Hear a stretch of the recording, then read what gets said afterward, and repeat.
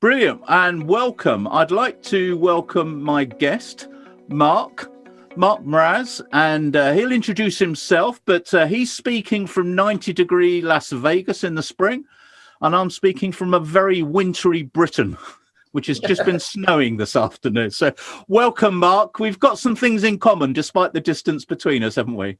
Yes. Hello, Rob. How are you? Brilliant. So what is it that you get up to in Nevada? So I work with Las Vegas, retirement-minded Las Vegas business owners, established business owners that are seeking to sell their business. So I really help them increase the value of the business so that they can successfully exit without any regrets. It sounds so easy when you put it that way, Mark. It is. It's simple. I would do it for free, but yeah, we've got to pay the bills. Yeah, and even though you niche and concentrate on the Las Vegas area with business owners, what you're going to share with the audience really is universal in terms of principles. It doesn't matter which state, which country, which industry. Exactly. The things that you're going to share and we're going to chat through remain true. There are no special businesses, are there, out there? No, I mean, I focus on Las Vegas because that's my community, and I'm really community focused. So, but I work with people all over the country in the United States and all types of industries. Yeah. So, like we talked about earlier, right? A business is a business, right? I mean, it doesn't matter what industry, right? They're all about making money, and when you're selling your business, you want to sell it for enough money that you can sustain the lifestyle that you want to sustain for you and your family and for your community. Yeah, I mean, you make quite a bold claim that you can double the offers that people will receive when selling their business if they follow the program that you through. So, I mean, it's a bold claim. What sort of things do you do to help your clients, business owner clients, to achieve that doubling or more in value? Yeah. So what we do is we use the Value Builder system as our foundation, and they've worked with, that organization has worked with 55,000 business owners, and we start with an audit process. You go through an assessment and you rate your business on 8 key value drivers, everything from financial performance to how involved is the owner in the business. So some of the things that we see that are key drivers of company value are, the involvement of the business owner. So we call it that hub and spoke model. So if the business owner is really the hub of the business and everything revolves around that owner, there's less value in that business because a potential buyer does not want to, like we talked about, doesn't want to buy somebody's job, right? Is that because some business owners are control freaks? That could be it. I personally think, it goes back to the idea that, a lot of business owners start their business because they really enjoy doing something. So if they're like working on cars, they maybe start an auto body shop or they start a garage. So they really start working on that business or working in that business they start that business, but to do that job, but they realize that they don't know how to run a business, right? Yeah. Really focus on doing what they like most. So they've created a job, but not necessarily a business then, Mark. Exactly. Yeah. So everything revolves around them, right? So all the cars that come in, all the customers, and a lot of these places have, what I find is that businesses that have the owner's name on the, Bob and Sons, those are the ones that, everybody wants to speak to Bob. They all want to speak to the owner, right? It's a bit of a giveaway, isn't it? Bob's Mechanics Shop. Yeah. Or Bob and Son. So it's a family business then, but it's still controlled by Bob. Yeah, and then everybody wants to speak to the owner, and one of the key indicators is that we talk about is how many emails are you getting every day, right? If everybody is sending you emails and everybody needs authorization from you because you're the owner, that means that business is too focused on you as the owner. And then one of the other questions that I generally ask is, when's the last time you were able to take a vacation? and one without a mobile phone or a laptop. Exactly, or a laptop, yeah. Yeah, vacation is not bringing your laptop and checking your emails every day. I've done that. That's not good. Hey, look, I'm a recovering workaholic as well. I think it goes with the territory for a lot of business owners because it is 24/7. It isn't a 9 to 5 job, is it? Right. Yeah. So what other, apart from the hub and spoke sort of being at the center of their universe, what other common issues do you find crop up that affect the saleability of a business? One of the other things that we find is that, a business, business growth, right? People kind of have this perspective that, I've done all these great things in the past. I've really grown this business, I dominate the market, and so they think their business is worth lots of money. But unfortunately, if you've used all of the space to grow, then somebody that wants to buy your business, they don't see any future upside for themselves, right? Because right, entire markets are, so it's a little counterintuitive, right? It is future, right? So when a business owner, somebody comes in to buy your business, they're buying the future, and if there is no future, then it's tough for them to really say, I want to buy this business. It's a valuable business for me to buy. So that's a really good point that you make, and I want to re-emphasize it for the audience. Businesses that sell aren't necessarily perfect businesses. In fact, could work the other way if it's maxed out, is what you're saying. Yeah, if there's no headroom, right, there's nowhere to go, then the buyer is like, you've already maximized everything. You've already maximized the value of this business, right? So there's no room for me to get any more return on my investment. Right, because no one buys a business to keep it going as on a plateau. Right. Yeah, they want to grow. But that's reassuring, isn't it, for any business owner? If they've got an imperfect business, which we all have, that gives us some reassurance that we don't have to get it perfect. We do need to go on the front foot and show where those quick wins are potentially for a new owner.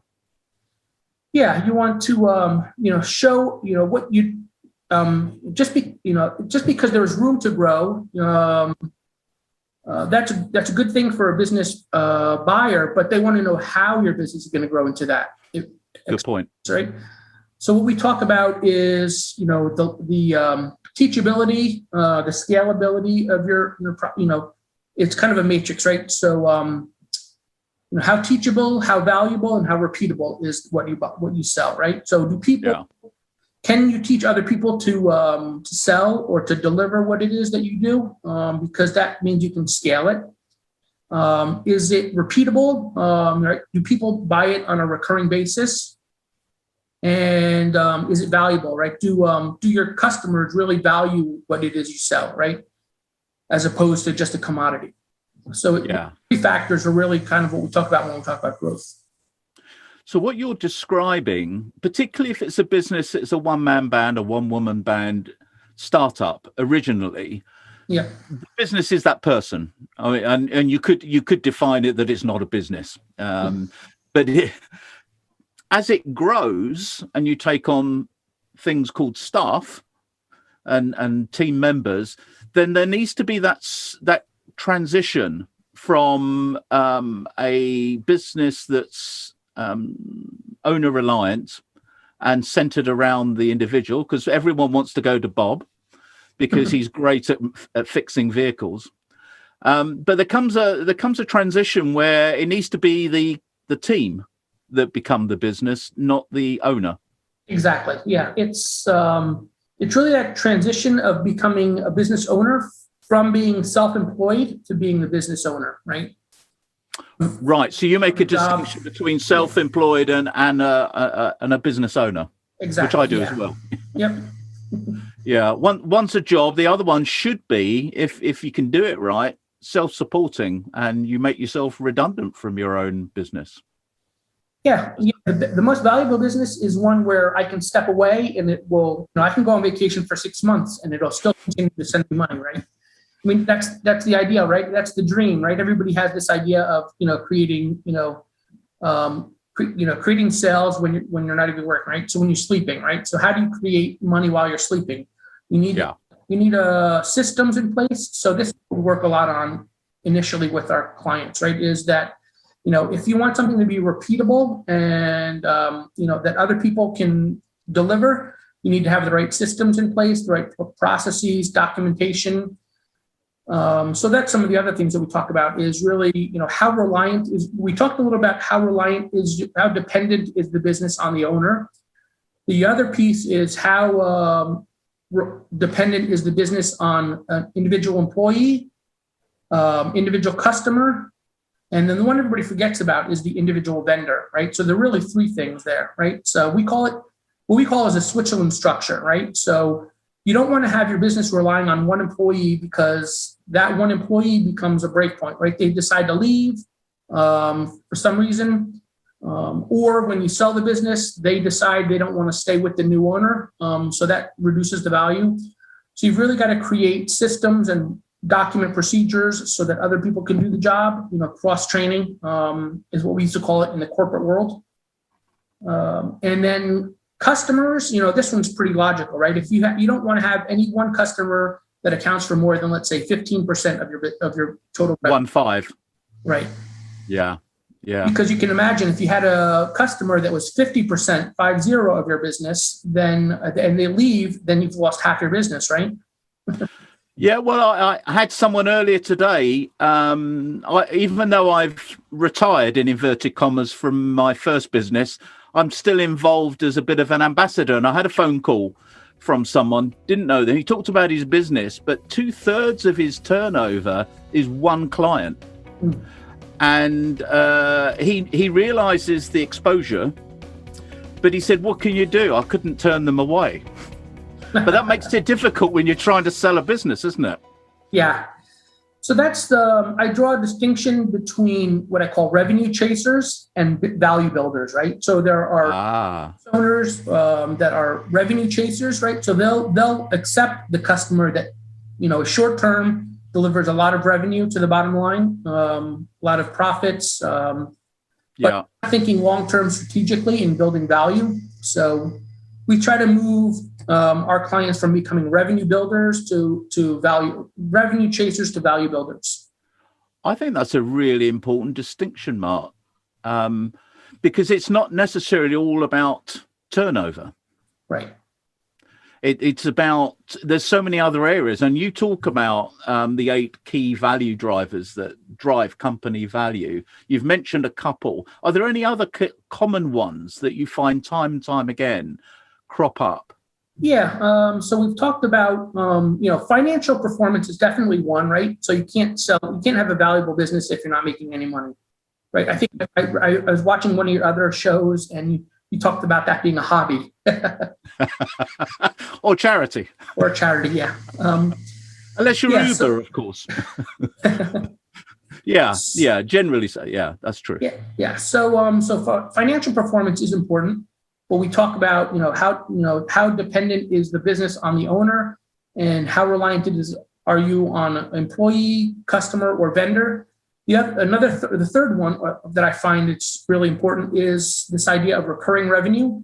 So what kind of revenue model have you built, right? I mean, if you have to every month start off from zero and your revenue starts at zero and you need to go find customers to buy from you, that just becomes a cycle over and over again. If you can create a recurring revenue model, then you can predict out in the future. You can predict into the future what your revenue is going to be, and you don't start every month from zero. Go ahead. Sorry. Yeah, no, I get that. I can also hear some of the audience saying right now in their mind, well, that's all very well for you to say, Mark, but my industry is different. It's transactional. We start from zero on the first of the month. What would you say to people that have this idea that they can't break that model? Revenue. Yeah, I think it just becomes, we just have to sit down and have a brainstorming exercise, right? I mean, I'm sure, the example I've used in the past for other people is the idea of a florist. When a florist is selling flowers, that's very transactional on the surface, right? And they don't make much money unless it's Mother's Day or Valentine's Day, right? I mean, you don't lose money every other day of the year. So if you can create a recurring revenue model, and we've worked with Value Builder has worked with a florist that, so what they do is they have a flower subscription, and they really work with hotels, offices, and stuff like that. And, people that want fresh flowers and they want a nice lobby or nice reception area. So high-end apartment complexes and stuff like that. Right. So, then the benefit then is that, not only do you have recurring revenue, you know what your revenue is going to be every month you're not starting from zero, but it helps you also better manage and level your resources, right? So you can imagine a florist, right? As soon as those flowers are cut, they start to die. So the time they appear in the flower shop, they're already probably half dead. If you know that you've got 100 customers that are going to get roses every month, then you order 100 roses every month, right? You don't have to worry about ordering 1,000 roses and having 900 of them die. Yeah. I really like your analogy with florists, because that you would think that was a transactional, and your example is a great one. There's a hotel, I've got set up a business a few years ago in Dubai, and there's a hotel, 5-star hotel there. Oh, well, there's a lot there, called the Fairmont, and they have beautiful flower displays in the main reception. They change their flowers every 48 hours. 48 hours. And I know there's another florist that freezes roses. So they last quite some time, everlasting roses. So I think I guess what you're describing there is to take the blinkers off a bit and look at it from a different perspective. Yeah, I've been challenged by a local restaurant here in Vegas. They were asking me, how do we create recurring revenue for a restaurant, right? I mean, that's very transactional. People come to eat when they're hungry, right?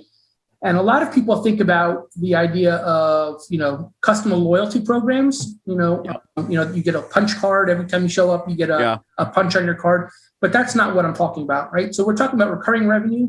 So I've talked to this business about creating some sort of like supper club where they have a little private dining area. So they can, you join this membership, you pay about X number of dollars per month, and they bring in a speaker, and they make becomes like a networking event, right? With a speaker focused topic. But now you've got people coming in, paying whatever is $99 a month, come in, they get a meal and get to do some networking. They learn something, and that becomes like a membership program for this restaurant. Yeah. And there's nothing more heartening than having repeat revenue, recurring revenue. And you're right. I mean, I've spent the last 20 years selling other people's businesses, and I've sold my own as well. And I know that what you've just said there is critical to creating value, is to make sure that the revenue is sustainable and reliable, because that really affects value in a positive way. People will pay a premium if there's some certainty and some comfort on revenue streams. Exactly. And it's not reliant on the owner. Yeah. Because the one thing they're not buying, of course, is the owner, is it? Right. They're going. That's what they hope, right? I mean, and sometimes they don't, right? I mean, I think a lot of owners don't realize, right? Most of the time when they sell their business, they think, okay, I'm going to sell my business. I'm going to walk away. I'm going to retire. I'm going to sit on the beach and drink cocktails, right? But I think what they don't realize is that a lot of buyers come in and either make them stick around. They have an earnout. Or, you have to stick around for 3 years. You have to meet these targets. And unless you meet these targets, we're not going to pay you, right? So all of the risk is then on the seller instead of the buyer, right? So now if I don't meet these goals that the buyer has set for me, then, I'm not going to get paid. And even if you stick around and you hit those goals, you've sold your business to become a middle manager, right? Now you're just managing your own business for somebody else. You no longer have say, right? So a lot of times these owners that stick around, they're unhappy because they can't make their own decisions anymore. Somebody above them is making decisions. They have a boss now, right? And that's when they started their business. They didn't want a boss, and now they have a boss, and they say, I want out, and now I've got a boss. And they have to make it work because some of that sale price is contingent on future performance. Oh yeah, most of it usually. It depends who they're using to advise them. Yeah. There are some good M&A advisory firms out there. But you're right. I mean, I know, and I'm speaking as an owner manager myself. It's purgatory to stay around in a company that you started and you loved, and of course, no one's going to do it better than you in your head. So, not the new owners with their fancy ideas, and it's very hard for the old owner to stay around because things will change. Mm-hmm. And also, I think for the acquirer, they're worried because the old owner, if they stick around for too long, could be a lightning rod for dissatisfaction. And no one wants the old owner around. Yeah. There becomes conflict between the new owner and the old owner.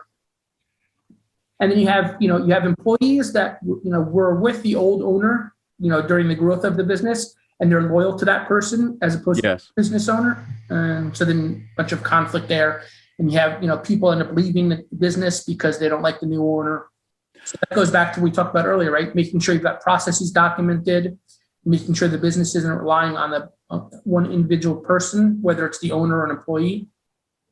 What's your experience, Mark? I can feel people nodding in agreement with what you're saying, but with business owners, are they prepared to make the effort and do the work in order to change things around in their business? How easy is it for them to embrace what you're saying? Yeah, I think a lot of business owners that don't know they're going to have a problem when they go to sell, right? They just think it's like selling a house, right? I'm going to list my house for sale and it's going to sell within, 90 days or whatever, right? And if it doesn't, I'll just lower the price. I'll find a better real estate agent. But selling a business is not the same, right? So I think a lot of them don't know they've got a problem until it's too late. So right. Oh, that's interesting. Is that where you find most of your prospective clients from? They've tried it in the past? Yeah, I mean, I've got, I'm working to develop, I've got a few partnerships, but I'm working to develop more partnerships with other business brokers and centers of influence, right? So CPAs, financial advisors, people that are already working with the business owners that inform them, because, a business owner coming to me just by looking on my website or following me on LinkedIn, they're not going to know who I am. They don't know, like, and trust me yet. But if they already have a relationship with a broker that, or an advisor, a financial advisor or CPA, those people, they trust those people already. So those people hopefully are informing them correctly. And if I can have a partnership with those folks, I can educate those types of folks to then can then educate their customers, or at least get me in front of their clients so I can help educate their clients. And what's the biggest barrier you find to making progress and helping a business owner grow their business? Top barrier? The top one, I think, is the relationship the owner has with the business. Like we talked about earlier, right? Bob and Sons, right? I mean, people talk about it all the time, right? I've created this. They think of their business as their baby, right? And they spend their whole life building this business, and then to find when they go to sell it that it's unsellable, that it's worthless, and that that's really a big letdown for them. Yeah, and yet quite often it's making money, profit, cash. Yeah, but they can't sell it. Yeah. Seems crazy, doesn't it? Yeah, and they've won. And I've had owners come to me. They say, "Hey, we've won all these awards in our industry. We're the best at this. We're number one in Las Vegas." But that really doesn't mean anything to they need to realize that their business is worth what somebody's willing to pay for it, right? So the biggest challenge is that they're too connected to their business. They think of it as their child, and they haven't. I actually just wrote a blog post recently that talks about this comparison of have you been is your business an adult business now? And in Las Vegas, adult business means something a little bit different. Yes, well, I have visited Vegas a couple of times. Yes. Yeah, but what I mean is, like, is their business still their baby, or have they really raised a business that they can leave, that business can go out on its own, kind of thing, right? And be successful without the owner. And fired a new parent. Not to stretch the analogy too far.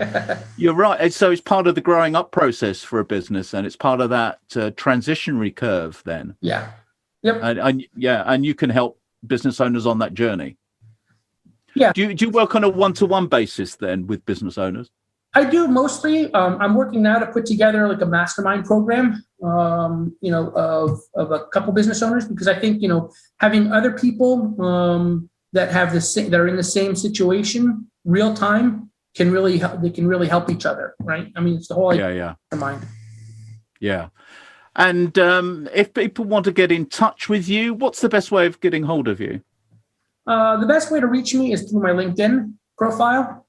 And I've got a website, a contact form on my website, but LinkedIn is where I do most of my work, most of my and connecting. Yeah. And you've got a complimentary book that's on offer, I noticed as well. Yeah, people can order my book. It's I think I've got it here. You can't see that. There you go. Crossing the $5 million. Yeah. Oh, yeah. It really talks about 10 blind spots every owner needs to know to maximize the growth and value of their business. Right. So we talk in that book a lot about, like I talked about earlier, strategy, this idea of being a revenue chaser versus a value builder. So it's more about long-term thinking and a lot of the same principles that John Warlow talks about in his Value Builder System program. Yeah. Yeah. Oh, it's the Built to Sell, John Warlow's book, isn't it? John Warlow's book, yeah, Built to Sell. Yeah. Yeah. Yeah. It's that is definitely essential reading if you're looking to sell your business one day. Yeah, that is. Somebody asked me the other day. I did a podcast the other day, and they asked me, "Which book have you given away the most?" And I said, "My book." Of course. The other book that I've given away the most is Built to Sell by John Warlow. It's a great book, and actually, I'm starting a program, a group program, like a book club, and we're going to use the Built to Sell book as kind of the foundation for a 5-week program. Talk about the different stages of selling a business or building the value of the business in preparation for sale. Well, as you can see, I like books as well. In fact, mine's to the 11 Commandments and the 7 Cardinal Sins of Selling a Business. So I talk about the journey after a business has been prepared for sale, the trials and tribulations of selling a business. And if people want to get a hold of me and get a free copy of that, again, like you, Mark, if they get in touch with me on LinkedIn, I'll happily send that out to them wherever they are in the world. Mm-hmm. Good. Brilliant. One last tip to leave the audience, Mark. If someone's thinking about going on that journey to selling their business, one golden tip that you'd give them right now? Time, right? Make sure you give plenty of time, right? Going through the process of selling your business is going to take you when you decide you want to sell to the actual sell date, it will take at least a year, right? So if you own a business now, I would give between a minimum of 3 years, preferably 5 years, to work on growing your value, growing the value of your business. A minimum of 3 years, but at least 5 years to grow the value of your business and show positive financial performance, and then work on these other areas of value growth. Great advice. It's not 3 to 6 months, is it, Mark? No.